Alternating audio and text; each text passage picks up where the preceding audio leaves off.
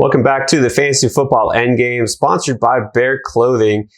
Welcome to our community. If you're a new viewer, we appreciate you. Hit that subscribe button and check out all our content all offseason long. We're here to help you win. That's it, bottom line. And we're going to talk about 3 key players early on in your fantasy football draft that you have to make some hard decisions on. We're going to do draft or pass. Are these guys really worth their ADP right now? A lot of questions surrounding these players. Let's start with a tight end, George Kittle. We did do a video breaking down Travis Kelce, the undisputed #1 tight end. Is he worth his ADP sometimes late in the first round? But what about when you get down to the second, third round and you still want that premium tight end scoring, but you're not sure if he's really worth it? What about George Kittle? Had been the TE2 and now actually falling behind Darren Waller as the third tight end off the board. Chris, what's your gut say about Kittle this year? I think if you're in a one tight end league, like the traditional league where you're forced to start a tight end, I think he's a draft. I mean, I know there's a lot of really good players going around him, but it's just such a huge advantage to have one of those Kelce's, Wallers, or Kittles, in these one tight end leagues. And I know we think like, well, you can wait for Hawkinson, you can wait for Andrews, maybe you can get Pitts, maybe you can get Goddard or Fant or these guys late. But here's the thing about those guys. They miss a lot. We're wrong on those guys a lot, right? It's very, like the tight end position is without a doubt the worst position in all of fantasy football. So I just feel like having that security of locking in that every week, tight end where you don't have to worry about it is just such a huge advantage. And I know people are worried also about, well, they have Debo now, they have Ayuk now. I don't think that matters. Elite players are elite players. Talented players are talented players. NFL teams get the ball in the hands of their best players, and George Kittle is one of, if not the best player on the 49ers, so I think he'll be fine this year. Not worried about the injury. To me, George Kittle is a draft. So Kittle, this really is a tough decision for me. Kittle, I do think will be fine this year. Recency bias always hits, and we say, what did he do last year? Well, he did nothing because he was hurt, right? He was hurt all year. He should be fine going into the season. That's not a concern. But what about the quarterback situation, right? Is it going to be Garoppolo? When's Trey Lance going to take over? Legitimate questions. We don't know, right? We don't know. Probably Garoppolo to start the season. He'll get pulled after a couple of weeks. They're going to try Lance. They didn't draft him that high. To have him sit on the bench all year, I guarantee it. This is a team that really wants to make the playoffs this year. So how's that going to work? Is Kittle still going to be the focal point of the passing game? Yeah, he will be, right? There's no reason he wouldn't be. And there's no reason that he should suffer if Lance is in the lineup. But I've said this before, and I'm going to say it again. I really feel with tight end, it's either you strike early and get one of those top guys, one of the big 3, or you might as well wait. As much as I really like Hawkinson as a fallback, kind of like in that 6th round range, if you can get him there, I think he's going to be worth his ADP. Those other guys, they're not going to win the league for you. The only guys who could potentially give you that huge advantage at tight end that you can be pretty sure of, right? Not a guy like Logan Thomas who comes out of nowhere that nobody saw coming, or a Tunyon. It's going to be either Kittle or Kelce. Waller's pretty safe pick. The question is his ADP, 24 overall right now. You're talking about the end of the 2nd round, maybe the beginning of the 3rd round. Is he more valuable than one of those wide receivers like a McLaurin or an Allen Robinson? And for me, I just would prefer the safety of that wide receiver and the security, knowing that those receivers will outproduce George Kittle. And I don't think there's going to be a big of a drop off at the position. So I feel like I'm going to have to pass on Kittle just because he is going a little higher than I would like. Now, if I can get him near the end of the 3rd round, I will take him. So my question isn't about the player or the production itself. It's with his ADP. All right. So again, according to drafters, 24 overall. To me right now at that spot, I'm going to pass. All right. Now, speaking of those wide receivers, right when you get around that range, the early 3rd round, at 29 overall, we see Michael Thomas going.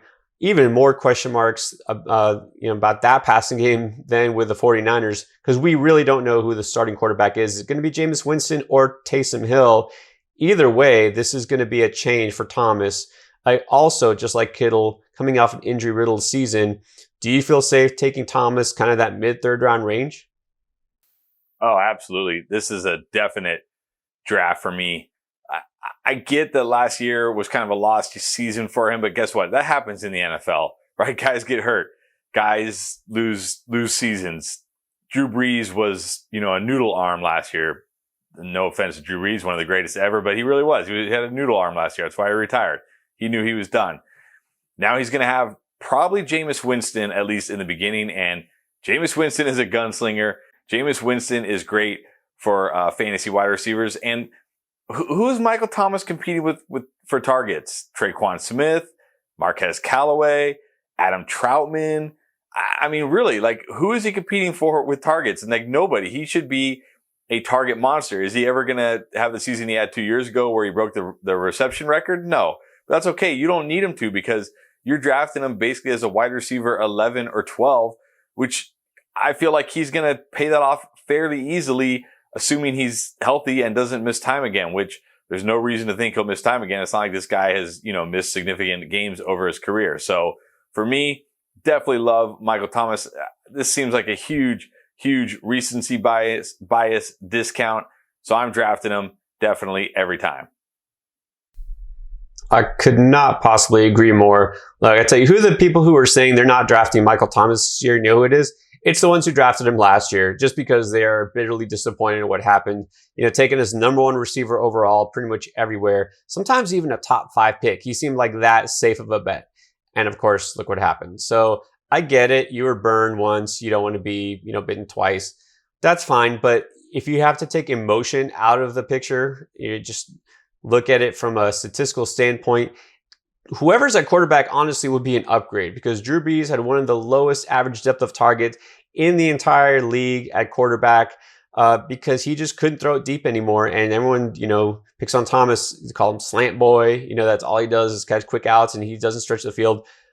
That's not because of his skill set. I guarantee it. It's because the offense was geared around Drew Brees' skill set at age 40. So this, if anything, will be an improvement with Jameis Winston. Do we remember what he turned those receivers at Tampa Bay into, fantasy-wise, when he was there? Yeah, he was throwing picks left and right, but who cares? Talk about the receivers' production. It's going to be better. And even with Taysom Hill, what happened that first game with Taysom Hill, when Michael Thomas was healthy and played? He was targeted a ton, double digits, and he was very fantasy viable. So I feel like either way, and I do think it's going to be Winston at quarterback, this is an improvement for Thomas. Let's not forget, again, the number one receiver in the league for a reason. Injuries, the connection with the Breeze, whatever happened last year, throw it out the window. I think that Thomas is going to be the focal point of the entire offense. I think Thomas might outproduce Alvin Kamara, to be honest. So it's a definite draft for me.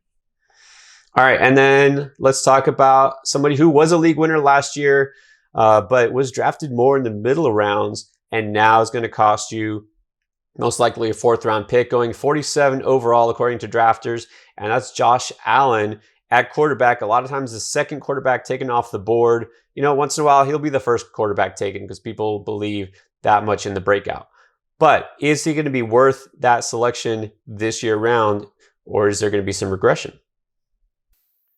Yeah, and he did win me, or helped win me a fantasy football championship last year, but he's a pass for me. And nothing against Josh Allen. I think he's going to have a great season. I'm okay with him being ranked as a QB2.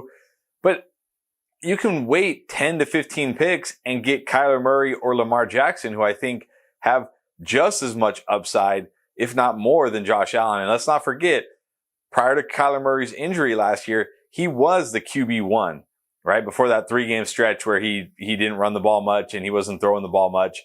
And he only finished second to Josh Allen by a little bit. It wasn't like he was significantly behind Josh Allen. In fact, I think it took like week 17 for Josh Allen to pass him. So I feel like there's not a significant difference between Josh Allen and Kyler Murray in fantasy, at least, except you can have him at a full round discount. So for me, Josh Allen is an easy pass. I'll take one of those upside wide receivers like Cooper Kupp or somebody like that.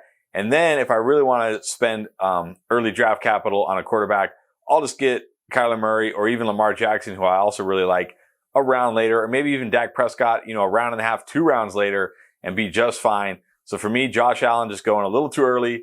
I'm passing.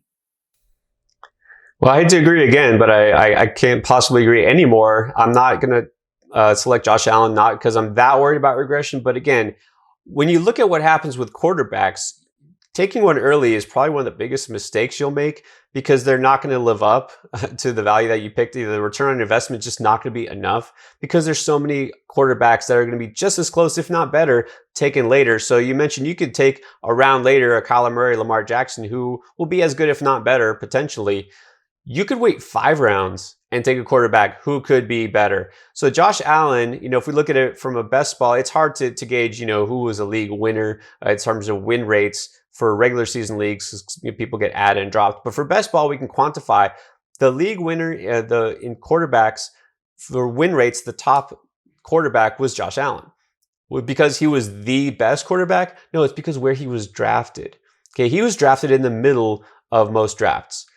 Who was right behind him? Aaron Rodgers. Because Aaron Rodgers wasn't drafted to be the number 1 or 2 or 3 quarterback because everyone was off of Aaron Rodgers last year. Remember, the year before was actually pretty disappointing. So you got him as your top quarterback, and he was a top 5 fantasy quarterback, and you got him in the later rounds. Same thing with Justin Herbert. He was barely drafted in some leagues.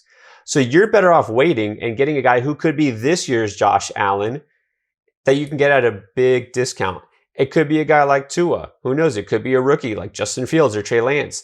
That's the kind of quarterback you should be targeting, as long as you also have another kind of safe, high floor quarterback. But don't spend an early pick on any quarterback. Not Pat Mahomes, not Josh Allen. I'm not spending an early pick on any quarterback, period. So to me, the price on Josh Allen is too rich. You're not going to get the return on investment that you think you will. So pass for me. All right, so check out Draft or Pass. We do this also every once in a while. We're going to give you our take on some of these hot names in fantasy drafts, give you the best advice because we want you to win. That is our end game. All right, thanks for watching.